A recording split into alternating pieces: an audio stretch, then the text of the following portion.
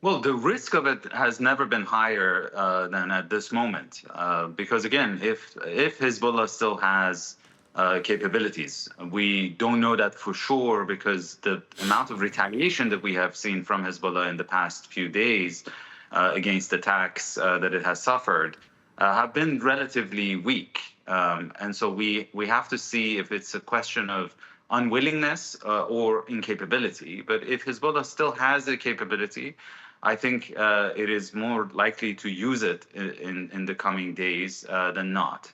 Iran, I agree 100%, in any scenario, does not want to get involved directly. It has suffered itself a lot of intelligence failures, and it's very vulnerable to Israeli offensive capabilities that it simply does not have the defensive capabilities to protect itself. And so I think if we are to see a conflagration, it would still be on the Lebanese-Israel border. But then it would even be difficult, even if Iran wants to hold back groups like the Houthis or the militias in Iraq and Syria. So the risk is real and it's very high. And what diplomatic efforts can be made at this stage to prevent further escalation? Well, look, the Biden administration, along with President Macron, had actually put together a 20-day pause proposal on the table right before Prime Minister Netanyahu arrived in New York for his UNGA speech. And nevertheless, Israel completely ignored it and launched this operation, which I'm sure the Israelis knew would kill any prospects for a diplomatic settlement. And at this moment, I think neither Israel nor Hezbollah would have any interest in bringing down the temperature.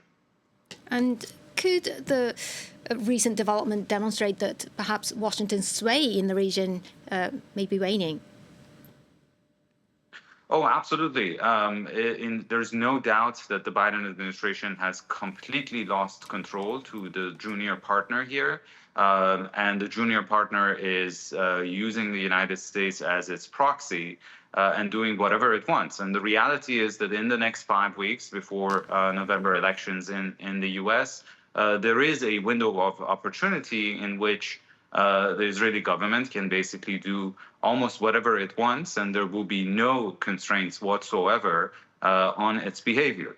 This is what Iran is also aware of, and that's why it doesn't want to fall into what it sees an Israeli trap. But again, the choices and the dilemmas that it's facing right now are very hard because there's one thing not to fall into your adversary's trap. It's quite another when your deterrence is completely shattered, and you also you also risk to lose your credibility along with it as well. Ali Vaez from International Crisis Group.